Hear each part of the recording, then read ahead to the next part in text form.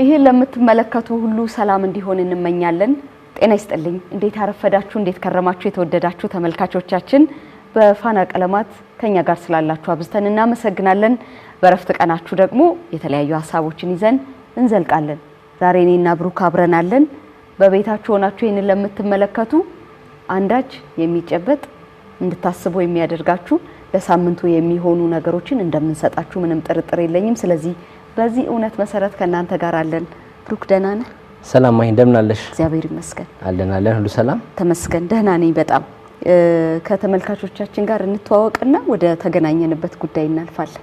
በጣም ጥሩ አመሰግናለሁ። በመጀመሪያ እንግዳ አድርጋችሁ ስለጋበዛችሁኝ የፋና ቀለማት ብሩክ ማሙ እባላለሁ።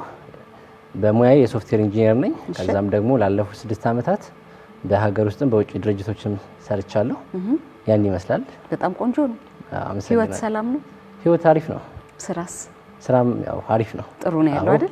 ይመስለኛል በደንብ አሪፍ ይመስለኛል። አሁን ደግሞ ያው በዚህ ጊዜ በእድሜያችን የምትሯሯጭበት ብዙ ነገር የምትሰሪበት እድሜ ስለሆነ ጥሩ ጊዜ ነው። ዛሬ ያገናኘን ጉዳይ መቼም በጣም ሰፊ ነው። ስለ ልጆች፣ ስለ ወላጆች፣ ቴክኖሎጂ፣ ጊዜው፣ ተስፋና ስጋቱ በጣም ብዙ ነገር እናነሳለን። ተመልካቾቻችን ይህንን ከኋላ የሚያዩትን ነገር ሲያዩ ደግሞ ወደም ነገሩ እንደሚገባቸው እርግጥ ነው። ቢራቢሮ የተሰኘው የህፃናት መዝሙር የልጆቻችን መዝሙር በቲክቶክ እና ሌሎች ተያያዥ ትስስር ገጾች ላይ በጣም ዝነኛ፣ ብዙ ሰዎች የሚቀባበሉት ከልጆቻቸው ጋር ብቻቸውንም ሆነው አብረው የሚዘምሩት መዝሙር ሆኗል።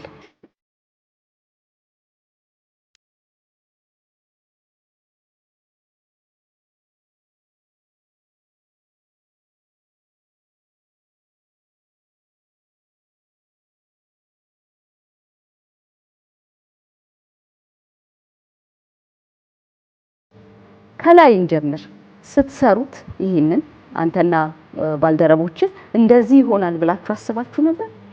በጣም አመሰግናለሁ። ቢራቢሮ እንደሚታወቀው በጣም ቫይራል ትሬንድ ሆኗል እና ያው ኮንቴንት ክሬት ስታደርጊ የምንገምቻቸው ኮንቴንቶች ይኖራሉ፣ ቫይራል ይሆናሉ ምናምን ብለን ግን አንዳንዴ ደግሞ ሻይን የሚያደርጉት የተለያዩ ኮንቴንቶች ሊሆኑ ይችላሉና አልጠበቅም ነበር በዚህ ልክ ያህል ሻይን ያደርጋል ብለን።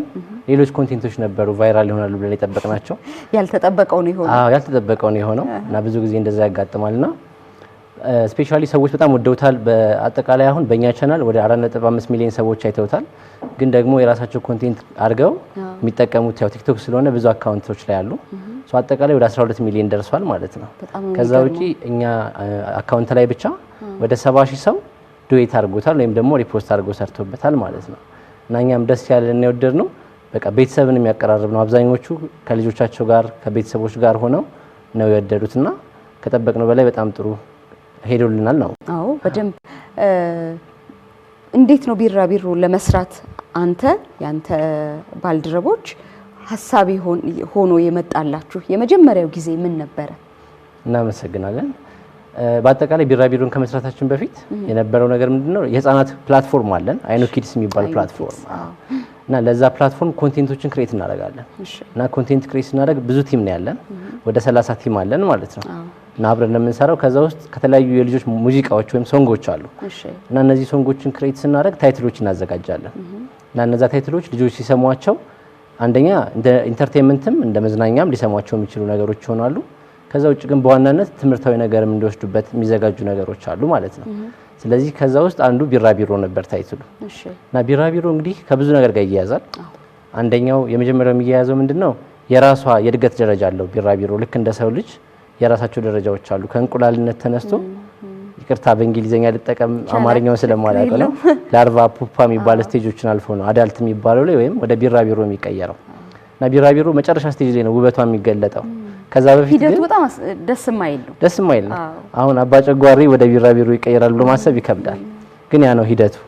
ስለዚህ ግጥሙም ላይ በደንብ ቼክ አድርገሽ ከሆነ ቢራቢሮ ታምራለች ይልና ትጠይቃለች ግጥሙ ላይ መጨረሻ ላይ አባጨጓሪ ነበርሽ ወይ ብላ ክንፍ አልነበረሽም ወይ ይላል ግጥሙ ላይ። እና ያ ከብዙ ነገር ጋር ይገናኛል። አይ ቲንክ ሰው የሚወደደው የሰው ልጅም ህይወት እንደዛ ነው። አሁን የሰው ልጅ በጣም ሃርድ ታይሙ ላይ ወይም ደግሞ ጠንካራ ስራ በሚሰራበት ጊዜ ላይ ብዙ ሂደት የሚጠይቅ ነገር ነውና እንደ አባጨጓሪ ሊመስል ይችላል፣ ችግር ሊሆን ይችላል ምናምን። በኋላ ላይ ግን ሻይን ሲያደርግ ወይም ስኬታማ ሲሆን ነው ያ የለፋበት የሚታየው ማለት ነው። ስለዚህ ያ የእድገት ደረጃዋን የተገለጸበት መንገድ ነው ግጥሙ ላይ ያለው። ስለዚህ ለዛ ይመስለኛል ሰው የወደደው። በጣም ቆንጆ ነገር፣ በጣም የሚወደድ እና የሙዚቃ ምቱም ደግሞ የራሱ አስተዋጽኦ ያለው ይመስለኛል። እንደዛ ይሰማል ብሩክ? አዎ፣ በዳንሶል ነው የፈጠረው። ዳንሶል ነገር ነው። በነገራችን ላይ እዚሁ ላይ ሜንሽን ላድርገው ግለጸውና፣ እሺ ይቅርታ እንግሊዘኛ ላለመጠቀም ሞክራለሁ። ችግር የለም። እዚሁ ላይ ለመግለጽ ልሞክርና ኮንቴንቶች ክሬት ስናዘጋጅ ቲሞች አሉን። የተለያየ አይነት ሜምበሮች አሉን። ግጥም የሚጽፍ አለ፣ ኤዲቲንግ የሚሰራ አለ። ከዛ ደግሞ እነዚህ ሙዚቃዎች ጀነሬት ሲደረጉ ድሮ የሚሰራበት መንገድ ቁጭ ተብሎ ስቱዲዮ ውስጥ ቅንብር ተሰርቶ ምናምን ነው። አሁን አርቲፊሻል ኢንተለጀንስ ከቀየራቸው ነገሮች ውስጥ አንዱ እሱ ነው።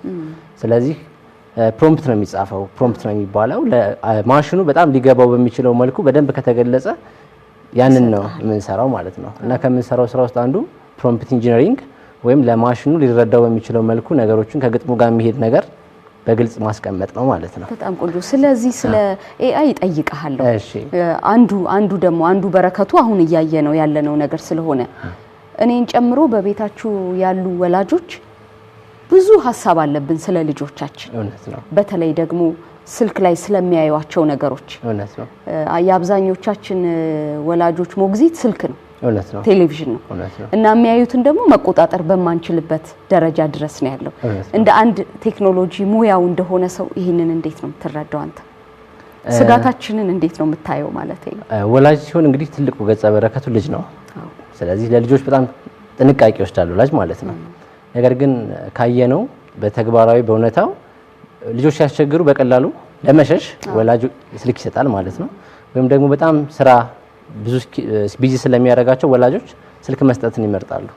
ነገር ግን ስልክ ለልጆች በጣም አደገኛ ከሆነ ነገሩ አንዱ ነው። በተለይ በእኛ ሀገር ኮንቴክስት ፓረንታል ጋይድ ምናምን የሚባሉ ነገሮች የሉትም። አሁን ውጭ ሀገር ሲሆን አንድ ስልክ ሲገዛ ለማን ነው የሚሆነው የሚለው ነገር ሊሚት አለው። ስለዚህ ልጆች የሚያዩት ነገር በዛ ሊሚት ይደረጋል ማለት ነው። እና አንዱ ያ ስለሆነ አፕሊኬሽን መስራት አሰብን፣ አፕሊኬሽን ሰራም ማለት ነው።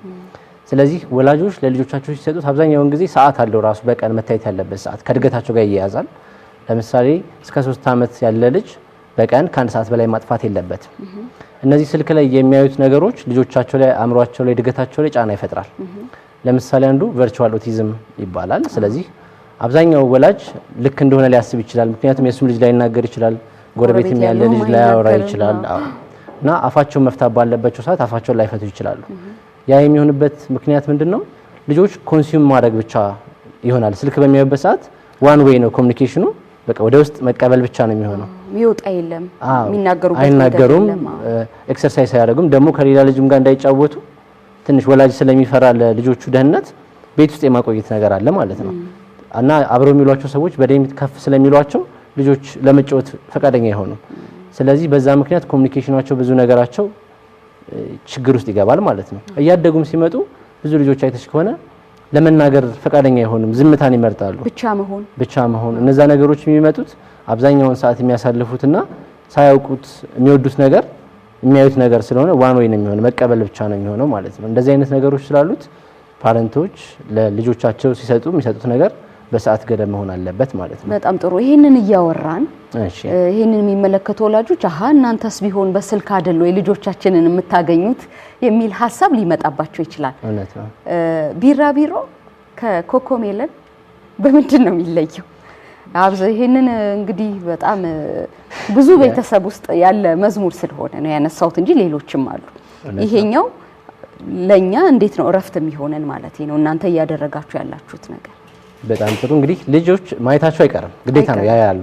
ስለዚህ በተቻለ መልኩ እንደ አማራጭ ማቅረብ ያለብን የሚያዩት ነገር ከነሱ ባህል ጋር፣ ከነሱ አስተምሮት ጋር፣ ከነሱ አስተዳደግ ጋር የሚገናኝ ነገር መሆን አለበት።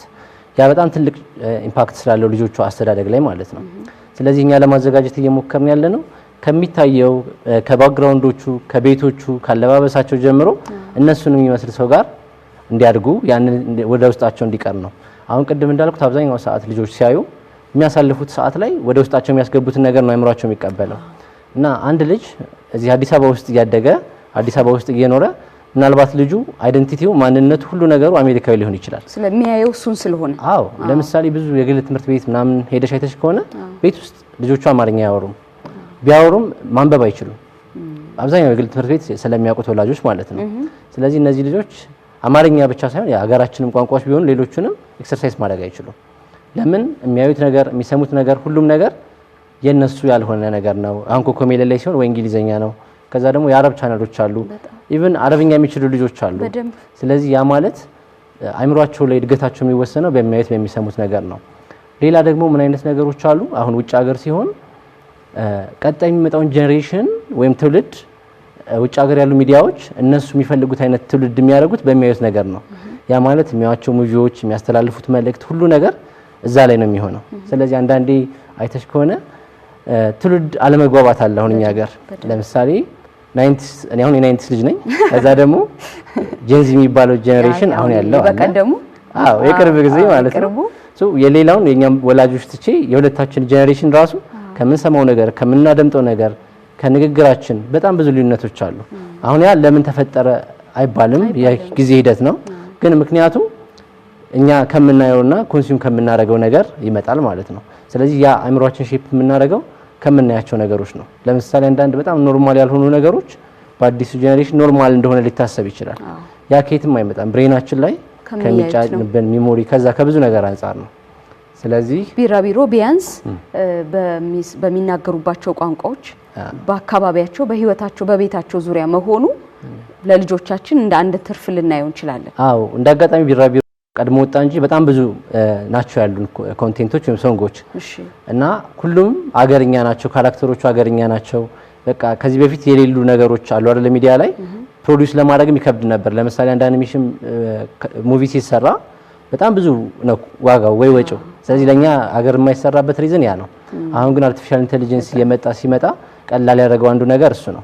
ስለዚህ ከሚያዩቸው ካራክተሮች፣ ሰዎቹ፣ መልካቸው፣ ንግግራቸው ሁሉ ነገር የዚህን ዘይ ወይም ደግሞ ባህሉን ነው ይዘው የሚያሳዩት ማለት ነው። ስለዚህ ልጆቹ ያን ይዘው እንዲያድጉ ከማድረግ አንጻር ነው። በጣም ቆንጆ። አይኑ ኪድስን አስተዋውቀን እስቲ። ልጅ ላይ መስራት አይደለም ወጣቶች ላይ መስራት በጣም በሩቅ ጊዜ ነው ሊያተርፍ የሚችለው እንጂ አሁን ላያተርፍ ይችላል። እንደዚህ አይነት ስጋቶች ሊኖሩ ይችላሉ። ይህንንም አያይዘ ከአይኑ ኪድስ ጋር እናውራው። የመጀመሪያ ካምፓኒያችን ከጓደኞቼ ጋር የመሰረተው ኩራስቴክ ይባላል። ብዙ ሰው ያውቀዋል። የዛሬ 7 ዓመት ነው የጀመርነው። ተማሪ ሆኜ መጨረሻ ዓመት ላይ ማለት ነው። እና አብዛኛውን ጊዜ የምንሰራ የነበረው ከኢትዮ ቴሌኮም ጋር ፓርትነር ነን በትምህርት ዘርፍ ላይ እና ትምህርቶች ላይ ነው የምንሰራው። ስለዚህ ትምህርቶቹ ለትልቅ ሰዎች ነው። ወይ የዩኒቨርሲቲ ተማሪ መሆን አለባቸው። ከዛ በኋላ ደግሞ 12ኛ ክፍል ላይ ብዙ ተማሪ ውጤት እየቀነሰ ሲመጣ እነሱን የሚያዘጋጁ ነገሮች መስራት ጀመርን ማለት ነው። በኋላ ግን ከጊዜ ቆይታ በኋላ የተረዳ ነው ኩዊክ ፊክስ ነው። በቃ የሆነ ችግር ስትከሰት ያችን ነገር ለማስተካከል መሞከር ነው። ጄኔሬሽን ደግሞ እንደዛ አይደለም፣ ቀድሞ ነው። አሁን ሁሉ ነገር ቀድሞ ለነገ ነው የሚሰራው ማለት ነው። ስለዚህ ስናየው ወደ ህፃናት መስራት እንዳለብን ተረዳን። ከዛም ውጭ ደግሞ ብዙ ሰዎች ልጅ ያላቸው በዙሪያችን ያሉ የድሮ አስተማሪዎቻችንም የነበሩ ሰዎች ይቸገራሉ ለልጆቻቸው የሚያሳዩዋቸው ነገሮች። ስለዚህ እንደዚህ እኮ ብትሰሩ ጥሩ ነው፣ እንደዚህ አይነት ነገር እንፈልጋለን ከሚል የተነሳ ነው ማለት ነው። ስለዚህ አሁን አይኑ ኪድስ ላይ ያለው አፕሊኬሽኑ 4 ካቴጎሪዎች አሉት። የመጀመሪያው ሶንጎች ናቸው ወይም ሙዚቃዎች ናቸው። ያ ማለት ልጆች ኢንተርቴይንመንት ይፈልጋሉ። የሚሰሙት የሚያዩት ነገር ውስጣቸውን የሚገነባ ነገር መሆን አለበት። ስለዚህ የመጀመሪያው እሱ ነው። ሁለተኛው ትምህርቶች አሏቸው። ትምህርቶች በእድሜያቸው የተከፋፈለ ነው። ከ1.5 ወይም ደግሞ ከ1 ዓመት ተኩል እስከ 3 ዓመት፣ ከ3 እስከ 5፣ ከ5 እስከ 8 እና ከ8 በላይ። ይሄ ከራሳቸው ፔዳጎጂ ወይም ደግሞ ካሪኩለም ስላለው ነው። ለምሳሌ እስከ 3 ዓመት ያለ ልጅ ፊደል ምናምን ነገር አይማርም፣ ቁጥር አይለይም። ስለዚህ ሞር የሚለየው ነገር ቤት ውስጥ ያሉትን እቃዎች መለየት፣ ወላጆቹን መጥራት መቻል፣ ቶሎ እንዲናገር ለማድረግ የሚያስችሉ ነገሮችን ነው። እያለ እያደገ ይሄዳል ማለት ነው። ስለዚህ ትምህርቶች አሉ። ከትምህርቶች በኋላ ደግሞ ጌሞች አሉ።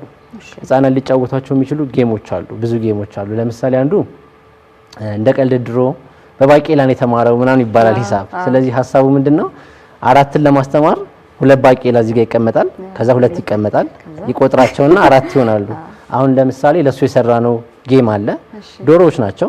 ሰው አጥር አለው እና ዶሮዎቹ በዚህኛው ሳይድ ነው ያሉት። አጥር አለው።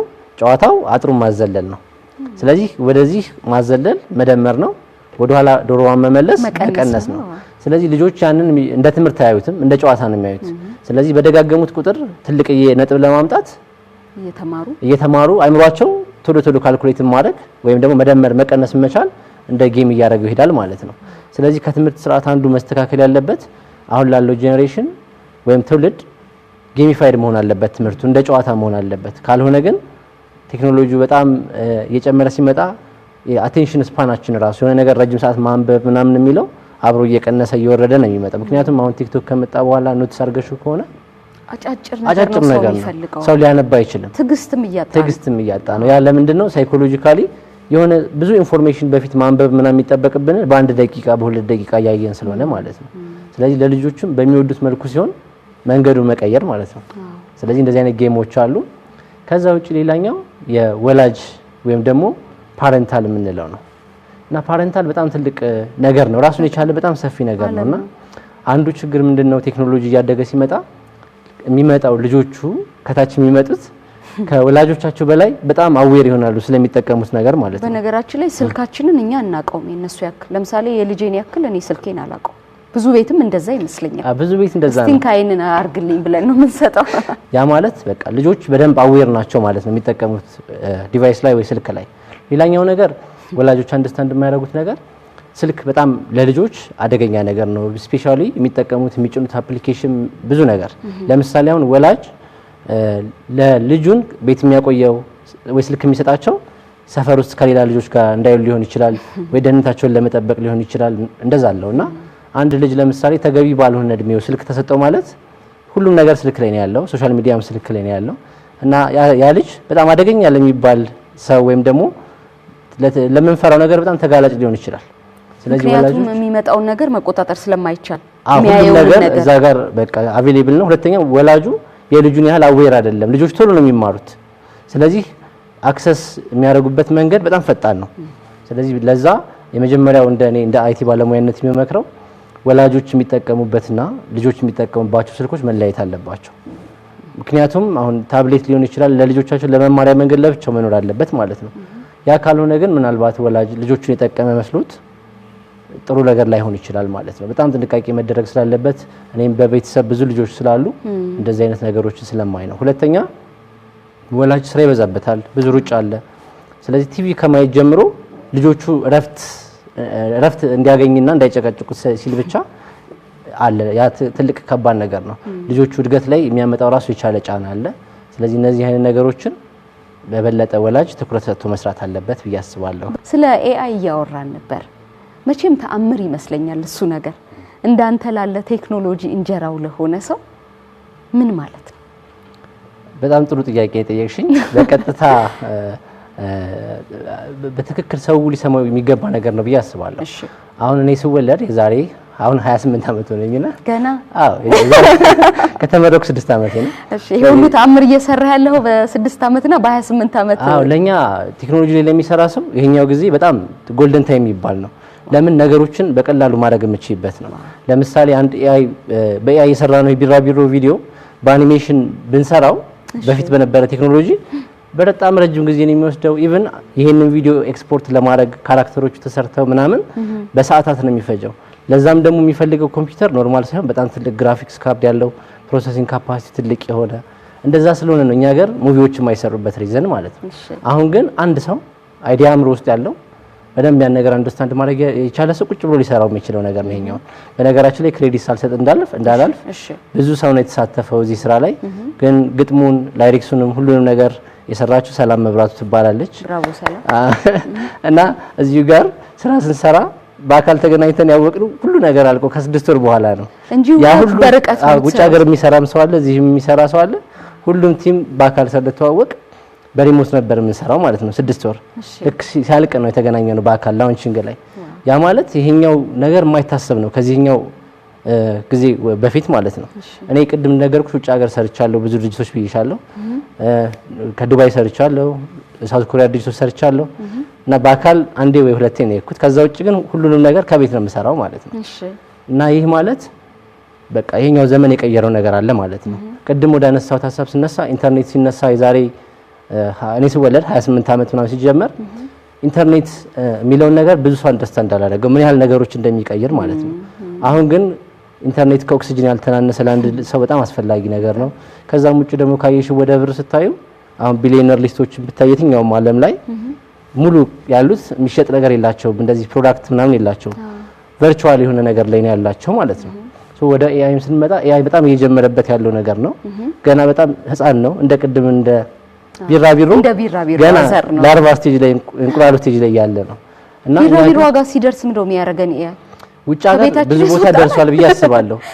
እኛ ጋር ግን ገና ብዙ አዌር የለም እና እኛ ከጀመርን በኋላ ቲክቶክም ላይ ምናምን ብዙ ሰዎች መስራት ጀምረዋልና አንዱ በጣም የተረዳሁት ነገር ስለ ኤአይ በዛው መግለጽ የፈለኩት ኤአይ በጣም ኢትዮጵያን የሚባለውን እኛን በጣም ተረድቶናል፣ ማሽንን ማለት ነው። እነዚህ የሰራናቸው ነገሮች በሙሉ ኢትዮጵያኖች የለንም፣ ኤአይ ገና ነን፣ ምንም ፊድ የምናደርገው ዳታ የለም። ይሄ ጉግል ላይ ካለው ምናምን ካለው ለራሳቸው ብለው ሰዎች የሰሯቸው ነገሮችን ነው እኛ የምንጠቀመው። ምናልባት ሰምተሽ ከሆነ ድምጽ ሲናገር ኤአይ ቃላቶችን በትክክል አለመጥራት ምናምኖች አሉ። ለምሳሌ አሁን ግጥም ስንጽፍ ሳድስ ቃላትን ብዙ ጊዜ አንጠቀምም፣ ስ ምናምን ያሉ ለምን ይውጣቸዋል ማለት ነው። ሳይለንት አድርጎ ነው የሚያነባቸው። ስለዚህ ያ የሆነው ለኛ ተብሎ ያልተሰራ ግን ለውጭ የሰሩትን እየተጠቀምን ስለሆነ ነው። ያ ሆኖ ይሄን ያህል ኢትዮጵያን አንደርስታንድ ማድረግ ከቻለ፣ ይሄን ያህል የባህል ልብሳችንን ዲቴል የሆነ ነገር መረዳት ከቻለ እኛ ደግሞ ትንሽ ብንጠቀመውና ብናሳድገው በጣም ትልቅ ነገር ነው እና ምናልባት ኢንተርኔት ከፈጠረው ነገር በላይ በሚቀጥሉት 5 ዓመታት ኤአይ የሚፈጥረው ነገር በጣም ብዙ ነው የሚሆነው። ስለዚህ እንደ አስተያየትም እንደ ቴክኖሎጂ ባለሙያነቴም ይሄ ቀላል ቃል አይደለም ኤአይ የሚለውና ሰው ትኩረት ሰጥቶ የተወሰነ ራሱ ወደዛ መግፋት ቢችል ጥሩ ነው ብዬ አስባለሁ። እውነት ነው። አንድ የመጨረሻ ሀሳብ እንድናነሳ አሁን ይሄ የቢራቢሮ ተቀባይነት በሰዎች ዘንድ የፈጠረው ነገር በጣም ትልቅ ነገር ይመስለኛል። እንደ ባለሙያ እገምታለሁ። ቀጥሎ ምን እንድትሰሩ ተስፋ ሰጣችሁ፣ ጉልበት ሰጣችሁ፣ ምን ለማድረግ አቀዳችሁ? ይሄ ነገር እንደዚህ መወደድ ይችላል እንዴ ብላችሁ እንድትሉ ማለት ነው። እንግዲህ የመጀመሪያው ሰው ስትሰሪው ሁሉንም ነገር ይቀበሏል ወይ ይወደዋል ብለሽ ነው የምትሰሪው። ግን በኋላ እንዳው ቴስት ከተደረገ ከተሞከረ በኋላ ነው ሰው መውደዱን አለመውደዱን የምታየው እና ይህ በጣም ትልቅ ነው። የልጆች እንትን ሰፊ ነው። ኢንዱስትሪው ራሱ በጣም ትልቅ ነው እና ያ ስለሆነ በአንድ በእኛ ብቻ ነው የሚሰራ አይደለም። በጣም ብዙ ነገር የሚፈልግ ነገር ነው እና ብዙ ፍላጎት እንዳለ ወላጆች በጣም እንደተቸገሩ ያንን ያየ ነው።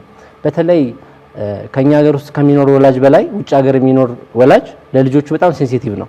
ለምን እዛ ኤንቫይሮንመንቱ ውጭ ስለሆነ ሀበሻውን ወለት ባህሉን፣ እምነቱን፣ ወጉን ያን ነገር ጠብቆ እንዲያደርግለት ይፈልጋል እና በጣም የተገረመን ነገር እዚህ ካለው በላይ ከውጭ ብዙ ሰው ይሄ ወድጄዋለሁ፣ ለልጆቼ እንደዚህ አይነት ፈልግ ነበረ፣ ልጆቼ የሚያዩት የምሰጣቸውን ነገር እጨነቅ ነበረ፣ ብዙ ነገር ነበረ። ስለዚህ በጣም ብዙ የሚያሰራ ነገር እንዳለው ገና እየጀመርነው እንደሆነ ያንን ነው የተማርነው። ስለዚህ እኛም እንደ ካምፓኒ ያለን ሀሳብ ትምህርቶቹም ላይ ሰፊ ትምህርቶች አሁን ወደ 300 ትምህርቶች አሉን በነገራችን ላይ። ትምህርቶቹ ላይ ጨምሮ ጌሞቹንም የወላጆቹንም ሁሉን ነገር በደንብ አስፍቶ መስራት ነው። ያን ዋና ሀሳባችን ማለት ነው። በጣም ትልቅ ነገር። በተለይ ቅድም ያልከው ስልኮቻችንን ለልጆቻችን ሰጥተን ስራ ስንሰራ እኛ ባናሳድጋቸው የሚያሳድጋቸው ሌላ ስርዓት እየመጣ እንዳለ እንድናቅ ጥሩ እድል ይመስለኛል። አዎ፣ ለምሳሌ በሌላ ምሳሌ ብነግርሽ ወላጅ ሰራተኛ ቤት ሰራተኛ ሲቀጥር በጣም ይጠነቀቃል። ለምንድን ነው የሚጠነቀቀው? ልጆች የሚያዩትን ነገር ነው ሚሚክ የሚያደርጉት። ምክንያቱም አይምሯቸው እስከ 7 ዓመት ያለው የሚማሩበት ስቴጅ ነው። በቃ ቢውልድ የሚደረገው አንድ ልጅ እስከ 7 እስከ 8 ዓመት ነው። ከዛ ከ8 ዓመት እስከ 13 ዓመት ባለው ላይ ትክክለኛ ማንነቱ ይታያል፣ የተገነባው ማለት ነው። አሁን ብዙ ጊዜ ወላጆች አይተሽ ከሆነ አዌር የሚሆኑት ስለ ልጃቸው ባህሪ 10 11 ዓመት ነው አይተዋል ምናምን ይባላል። አሁን አንዳንድ ቤት ቲቪ ሲያዩ ልጆች እነሱ የፈለጉት ብቻ ነው የሚወሰነው። ያንን ይዘው ካደጉ በኋላ ምልክቱ ሲታይ ወላጆች ያንን ለመቀየር ይሞክራሉ። ያ ደግሞ ከልጆች ሳይኮሎጂ አንፃር አጌንስት እንደሆኑባቸው ነው የሚረዱት ልጆች። ስለዚህ ሂደቶች አሉት ማለት ነው። ስለዚህ አሁን ወላጅ ልጁ ሲያድግ በትክክለኛ ሞግዚት እንዲያድግ እየተጠነቀቀ በጎን ደግሞ ትክክለኛውን ነገር ለልጁ የማይገባውን ስልክና የተለያዩ ነገሮች የሚሰጠው ከሆነ አላዳነውም ማለት ነው። ስለዚህ ያ ስለሆነ ለልጆች እያንዳንዱ ነገር ከሚበሉት ነገር ጥንቃቄ እንደምናደርገው ለሚያዩት ወደ አይምሯቸው ለሚያስገቡት ነገር በጣም ጥንቃቄ ማድረግ አለብን ማለት ነው። እውነት ነው። ብሩክ በጣም ነው የማመሰግን። እኔም በጣም ነው የማመሰግነው እና በጣም የሚያኮራና ደስ የሚል ነገር ነው እያደረጋችሁ ያላችሁት። እናመሰግናለን። አይኑ ኪድስ ላይ ያሉ ባልደረቦችህንም አንተንም እጅግ አድርገን እናመሰግናለን። እኔም ከመጨረሳችን በፊት ዛሬ እኔ በሆን ከፊት ለፊት ያሉት አብሮኝ ኮፋውንድ ያደረጉ ድርጅቱን እንደ ድርጅት የሚያንቀሳቅሱ ቅድም እንደነገርኩሽ ወደ 30 ሰራተኞች ወይ ሜምበሮች አሉንና ያው የሚቀርበው አንድ ሰው ስለሆነ ነው ያለ እነሱ የነገር አይመጣም። ስለዚህ እነሱ ማመስገን እፈልጋለሁ። ከዛ ውጭ ደግሞ እኛ ልጅ የለንም እንደምታዩ ገናና ወላጆች አሉና ወላጆች ስላሉ እነሱን ነው ከአስተማሪዎቻችን ጀምሮ ከቤተሰብ ጀምሮ እነሱ ናቸው እያንዳንዱን ይሄን አስተካክሉ እንደዚህ አድርጉ የሚል ነገር የሚመጣው እና የተባበሩን ሰዎች ዙሪያችን ያሉ ሰዎች በሙሉ እናመሰግናለን። እናንተን ነው ማገዝ በደንብ እናመሰግናለን። ከልብ ነው የምናመሰግነው። ብሩክ መልካም ጊዜ እንዲሆንላችሁ እንመኛለን። መልካም ቆይታ። እናመሰግናለን። ቴንክ ዩ። እሺ የተወደዳችሁ ተመልካቾቻችን ዛሬ በፋና ቀለማት ቴክኖሎጂን ልጆቻችንን እንደው አጠቃላይ ያለውን ነገር አንስተን ከብሩክ ጋር ቆይታ አደረግን። ከኛ ጋር ስለነበራችሁ በጣም እናመሰግናችኋለን። መልካም የረፍት ቀን። ደስ ብሏችኋል።